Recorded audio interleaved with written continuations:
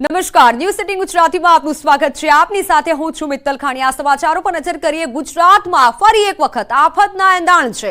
મેઘરાજા ગુજરાતને ફરી દમરોડશે। ટીવી સ્ક્રીન પર એક સાથે ચાર આગાહીકારોની સૌથી મોટી આગાહી।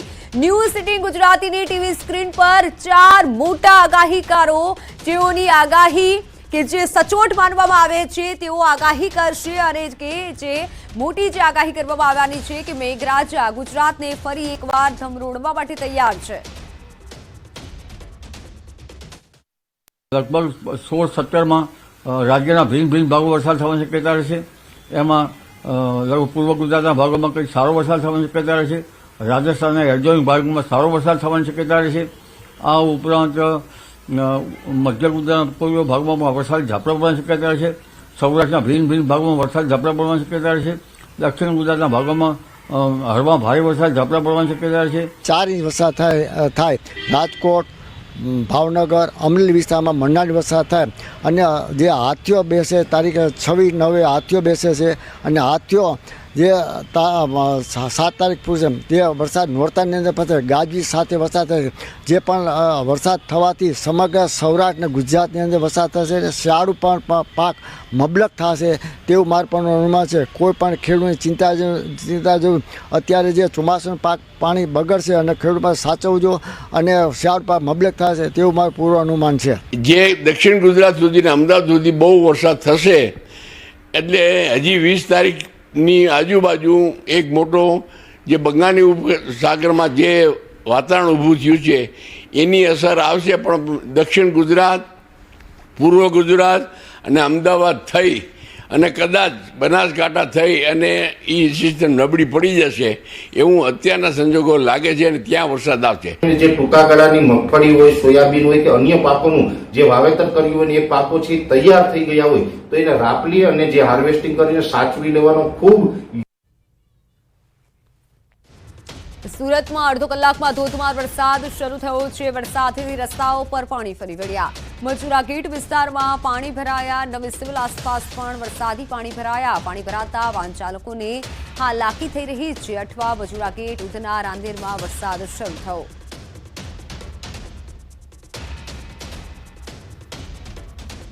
હવામાન વિભાગની આગાહી વચ્ચે સુરતમાં શરૂ થયેલો વહેલી સવારે વરસાદે ધીરે ધીરે પોતાની ગતિ વધારી હતી। દ્રશ્ય સીધા જોઈ શકાય છે સુરતના મજુરા ગેટ વિસ્તારના કે જ્યાં ધીરી ગતિએ શરૂ થયેલા વરસાદે પોતાની ધમાકેદાર એન્ટ્રી કરી વિરામ લીધો છે। પહેલા અડધો કલાક પડેલા વરસાદને લઈને ઠેર ઠેર પાણી ભરાવાની સમસ્યા સામે આવી રહી છે। મુખ્ય માર્ગ ઉપર પાણી ભરાતા વાહન વ્યવહાર જામ થવા સાથે વાહનોની ગતિ ધીરી થઈ ગઈ હોવાનું જોવા મળી રહ્યું છે। જે પ્રકારે સુરતનો અડાજણ વિસ્તાર હોય, વરાછા હોય, ઉધના હોય, તમામ વિસ્તારોમાં વરસાદે પોતાની ગતિ વધારી હતી। જોકે વરસાદે વિરામ લેતા તંત્રએ રાહતનો શ્વાસ લીધો છે। પણ જે પ્રમાણે હવામાન વિભાગે આગાહી કરી છે તેને લઈને ચોક્કસ લોકોની ચિંતામાં વધારો જોવા મળી રહ્યો છે। ધીરી ગતિએ શરૂ થયેલા વરસાદે પોતાની ગતિ વધારતા સુરતના મુખ્ય માર્ગો પર આ પ્રકારે પાણી ભરાતા સીધી અસર વાહન વ્યવહાર પર જોવા મળી રહી છે। કેમેરામેન ભરત બ્રહ્મભટ્ટ સાથે કીર્તિશ પટેલ, ન્યૂઝ 18 ગુજરાતી, સુરત।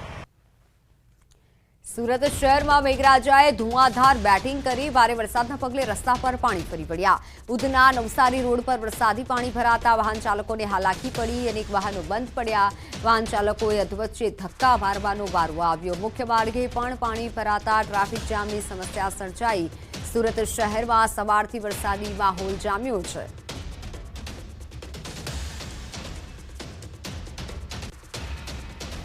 સુરત શહેરમાં ધોધમાર વરસાદ પડ્યો। વરસાદ થતા નીચાણવાળા વિસ્તારોમાં પાણી ભરાયા। જૂના આરટીઓ પાસે પણ વરસાદી પાણી ભરાયા। હાલ ચાલી રહેલા મેટ્રો પ્રોજેક્ટના કારણે પાણીનો નિકાલ થઈ રહ્યો નથી, જેના કારણે વાહન ચાલકોને મુશ્કેલી ભોગવવાનો વારો આવ્યો છે। વરસાદના વિરામ બાદ પણ રાજકોટમાં ઉપલેટાના ગઢાળા ગામના લોકોને ભારે હાલાકી થઈ રહી છે।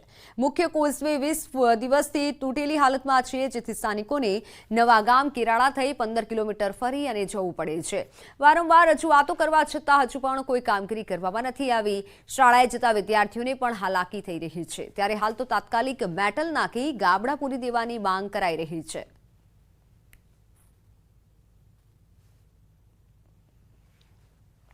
20 દિવસથી મુખ્ય ગેટ કોઝવે તૂટેલી હાલતમાં છે આ કોઝવે, પરંતુ કોઈ પણ પ્રકારની કામગીરી નથી કરવામાં આવી. શાળાએ જતા વિદ્યાર્થીઓને પણ હાલાકી થઈ રહી છે. આયાતી તેલ ઉપર કસ્ટમ ડ્યુટી વધારવા બાબતે સૌરાષ્ટ્ર ઓઇલ મિલ એસોસિએશનના પ્રમુખે નિવેદન આપ્યું છે. કહું કસ્ટમ ડ્યુટી વધવાથી મગફળી પકવતા ખેડૂતોને ફાયદો થશે. આગામી સમયમાં મગફળીના ભાવ ઘટવાની પણ શક્યતા નહીં રહે. ખેડૂતોને મગફળીના સારા ભાવ મળશે. બીજી તરફ કસ્ટમ ડ્યુટી વધારવાથી સરકારને પણ ફાયદો થશે. તો આ ડ્યુટીનો વધારો કરવાનો આ વધારો એટલો બધો નથી, પણ એમ કે 18 થી 20% વધારો છે કિલોએ. એટલે જે 17% હતી 35% કરી, 13% હતી 27% કરી. એટલે આની અંદર મગફળી પકવતા ખેડૂતોને હવે એક હાશકારો થશે કે આ જે અત્યારના ભાવ છે એ નવી સિઝન આવશે તો આથી વધારે હવે ભાવ મગફળીમાં ઘટી શકશે નહીં. પાટણની રાધનપુર એપીએમસીની ચૂંટણી અનિવાર્ય સંજોગોમાં મોકૂફ રખાઈ છે. ચેરમેન માટે બીજી ટર્મની ચૂંટણી યોજાવાની હતી. ભાજપના મેન્ડેટવાળા સામે સભ્યોમાં આંતરિક વિવાદને લઈને ચૂંટણી મોકૂફ રખાયાની ચર્ચા છે. રાધનપુર માર્કેટ યાર્ડમાં કુલ 16 સભ્યો ભાજપનો બળવો થાય તે પૂર્વે રાધનપુર યાર્ડના ચેરમેનની ચૂંટણી મોકૂફ રખાઈ. ચૂંટણીમાં 10 સભ્યોનું ગ્રુપ બળવો કરે તેવા પણ સંકેત હતા. 10 સભ્યોના ગ્રુપમાં પ્રતિનિધિઓના ચેરમેન, વાઇસ ચેરમેન બનાવવાની માંગે જોર પકડ્યું તેવી પણ ચર્ચા છે. ભાજપના મેન્ડેટનો અનાદર થાય તો ફરી હારેજવાળી થવાની શક્યતા છે.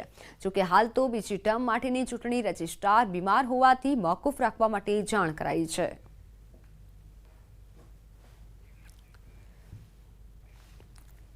લાફાકાંડનો સુખદ અંત આવે તેવી પણ શક્યતા છે. કલોલ નગરપાલિકામાં લાફાકાંડ થયો હતો.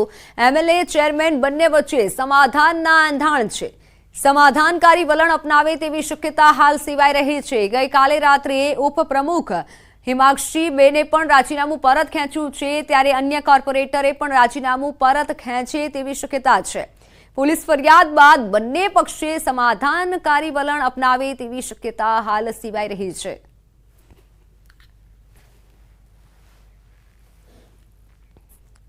રાજકોટમાં ગણપતિ પંડાલમાં હોબાળો થયો છે. નાણાવટી ચોક નજીક ગણપતિ પંડાલ પાસે મારામારી થઈ.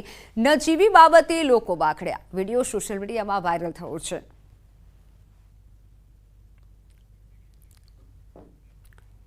$5 લાખનું શંકાસ્પદ એમડી ડ્રગ્સ ઝડપાયું છે. મહીસાગરમાં કારમાંથી મોટો જથ્થો પકડાયો છે. ડ્રગ્સ લાવનાર 4 શખ્સો ઝડપાયા છે. મધ્યપ્રદેશથી ગુજરાતમાં લવાતું હતું ડ્રગ્સ. સંતરામપુર તાલુકાના વાંકાનાળા પાસે પોલીસે કાર ચેક કરતા શંકાસ્પદ એમડી ડ્રગ્સ ઝડપાયું છે.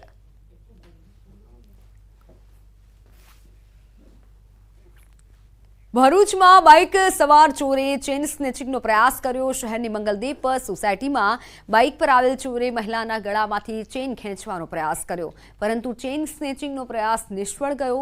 સમગ્ર ઘટના સોસાયટીના સીસીટીવીમાં કેદ થઈ.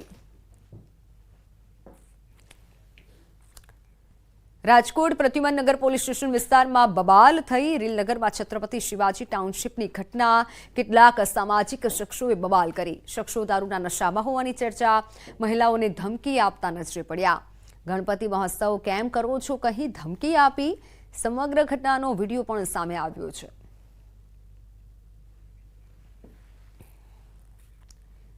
સુરતના તત્કાલીન ટાઉન પ્લાનિંગ અધિકારી કૈલાસ ભોયાની મુશ્કેલીમાં વધારો થયો છે. વડોદરા એસીબીમાં ભોયા વિરુદ્ધ અપ્રમાણસર મિલકતની ફરિયાદ નોંધાઈ છે.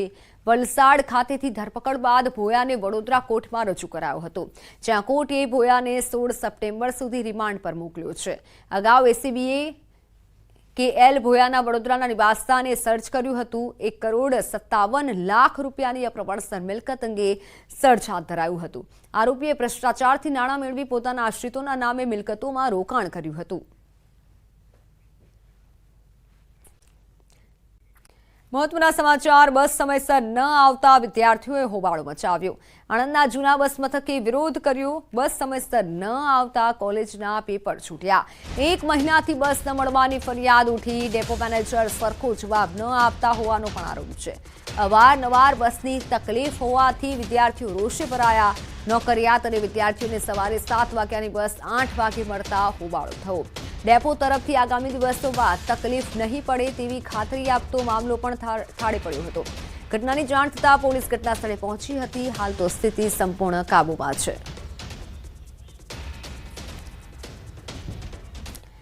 વાત સુરતની. સુરતના સૈયદપુરા પથ્થરમારાના પ્રકરણમાં વિડીયો વાયરલ થયો છે. વધુ એક હચમચાવી દેનારો વિડીયો વાયરલ થયો છે. અસામાજિક તત્વો દ્વારા પોલીસકર્મી પર જીવલેણ હુમલો કરાયો હતો.